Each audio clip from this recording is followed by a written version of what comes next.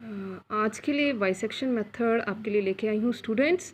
तो bisection method की working आप लोगों को पहले समझाई गई थी।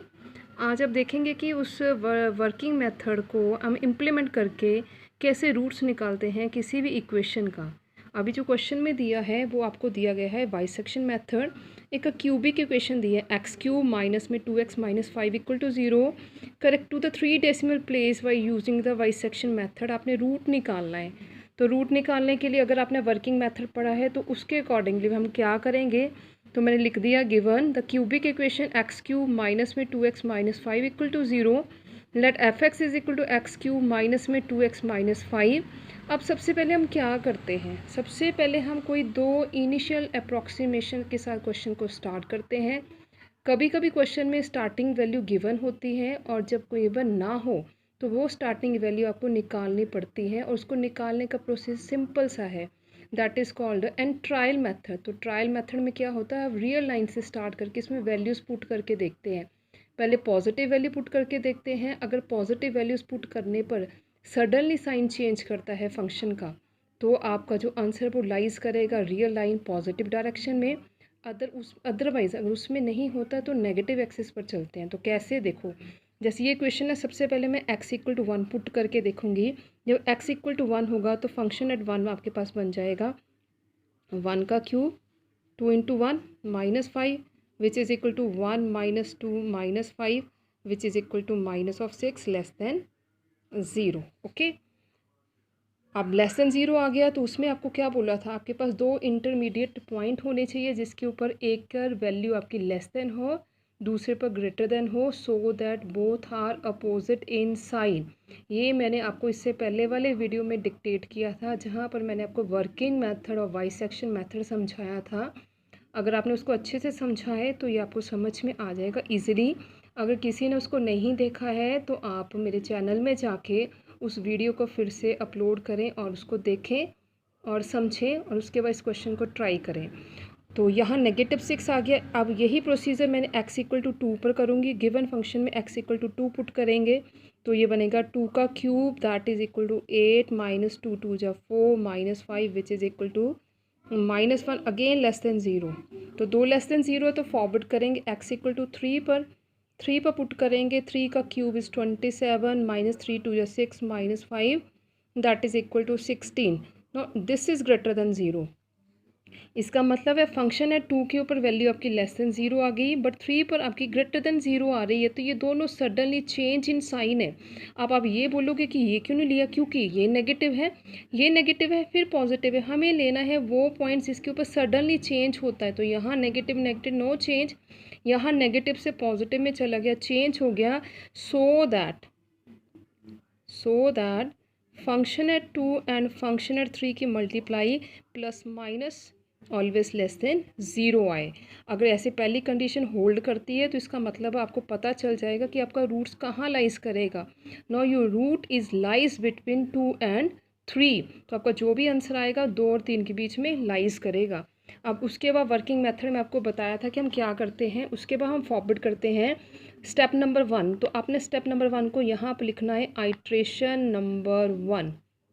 उसमें अब आपने अप्रॉक्सीमेट वैल्यूज़ जो ली हैं उसमें एक मान लेना है a that a is equal to 2 और दूसरी को मानना b इज़ इक्वल टू 3 और फर्स्ट अप्रॉक्सीमेट वैल्यू यहाँ से निकालनी है। तो फर्स्ट अप्रॉक्सीमेट वैल्यू नाम उसको आप दे सकते हो x1 working that is equal to a plus b divided by 2 जो कि आपके पास आएगी 2 plus 3 divided by 2 is equal to 5 by 2। तो x1 is first approximate value is 2.5। तो सबसे पहले आपने फर्स्ट अप्रॉक्सीमेट वैल्यू निकाल दी 2.5। अब उसके बाद हमने क्या करना, अब ये 2.5 जब निकल गई तो अब आपने जो आपको गिवन फंक्शन है f(x) जो आप चल रहा है f(x) x cube minus 2x minus 5। अब यहाँ पर आपने x की जगह x1 पुट कर देना है। तो क्या बन जाएगा x1 का क्यूब 2 टाइम x1 माइनस 5।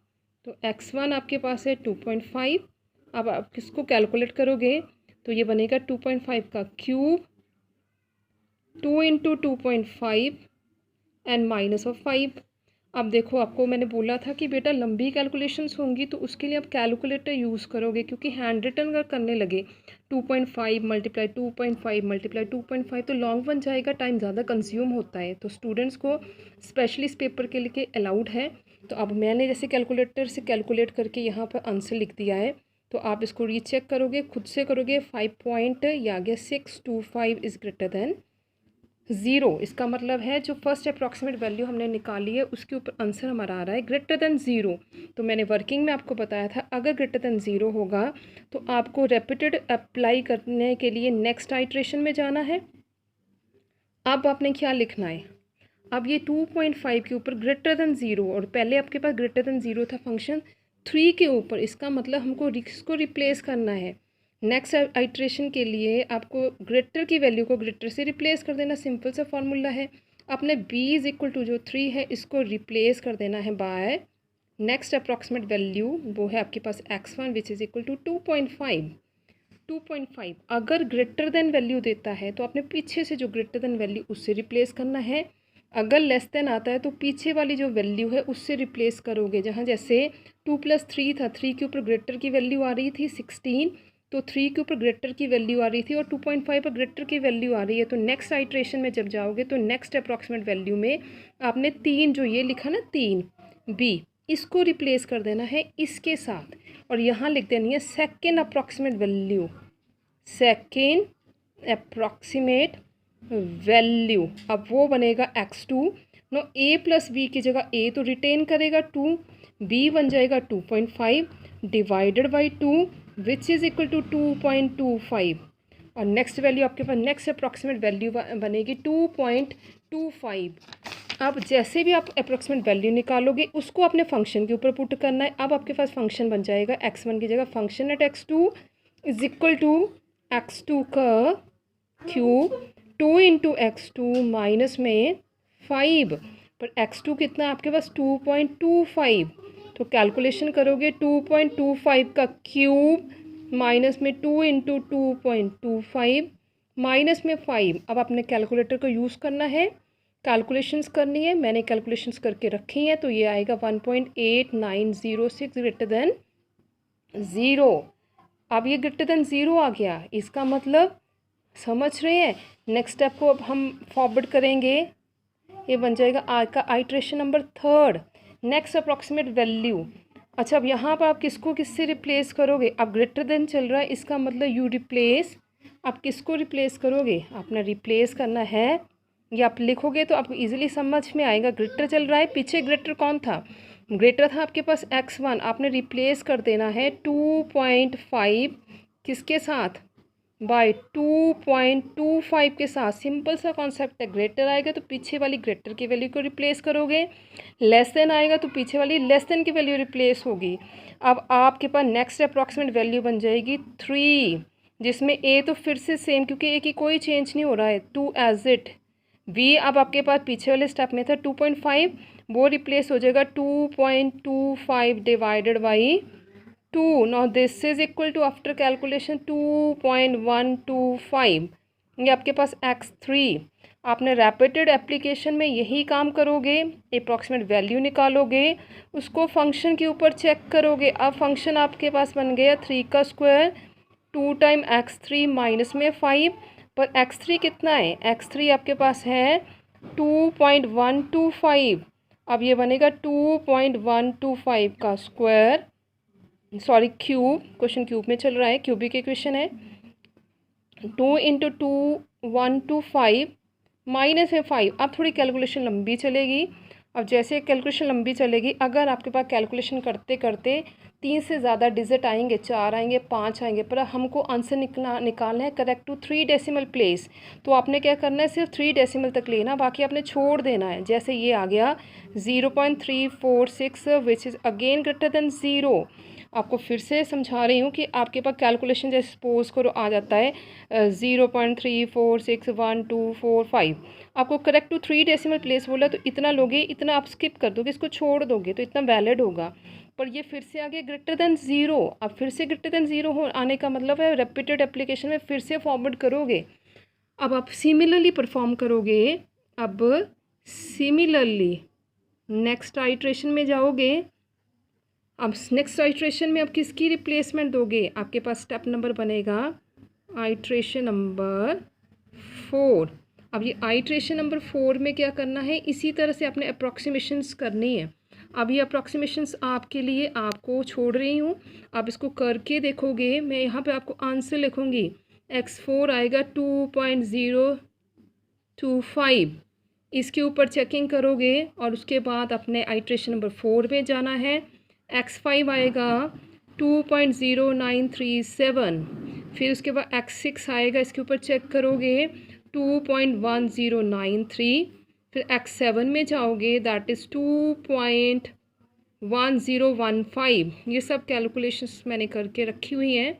आप अपना कैलकुलेटर उठाओगे, आपको कम से कम इस क्वेश्चन को समझ के खुद से करने में आधे से 1 घंटा लगेगा। तो इतनी लंबी वीडियो में कर पाना मुश्किल है, इसलिए मैं काम आप लोगों के लिए छोड़ रही हूँ कि आपको मैंने समझा दिया है। अब इसको आप बैठ के अपने घर पर इसको फॉलो करके आगे करने की कोशिश करोगे जहाँ तक मैंने दिया है, और इसको कहाँ पर स्टॉप करते हैं वो आपको मैं एंड में बता रही हूँ। जैसे हम अब ये हमारे पास आंसर आ गया। अब आप कंटिन्यूसली देखोगे कि हमारे पास स्टेप बढ़ते बढ़ते यहाँ चेंज था, यहाँ चेंज था, यहाँ 3 डेसिमल तक काफ़ी चेंज है। ठीक है, 8 में 3 डेसिमल तक 079, देन 095, देन 094, देन 094।